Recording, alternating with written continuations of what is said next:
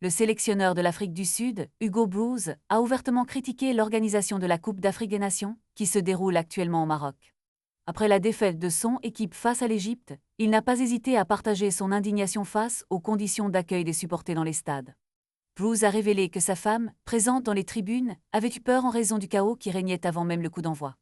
Les forces de l'ordre auraient empêché des personnes munies de billets d'entrée dans le stade, tandis que des foules non autorisées étaient admises, une situation que le technicien belge a qualifiée d'inacceptable.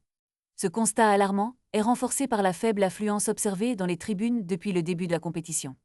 Broos a souligné que si l'entrée au stade n'était pas gratuite, peu de spectateurs viendraient assister au match, illustrant son propos par l'absence de public lors des rencontres de l'Afrique du Sud, notamment contre l'Égypte et l'Angola.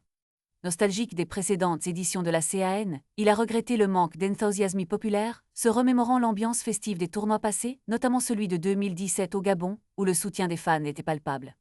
Actuellement, l'Afrique du Sud se classe deuxième du groupe B avec 3 points, juste derrière l'Égypte, et se prépare pour un match crucial contre le Zimbabwe.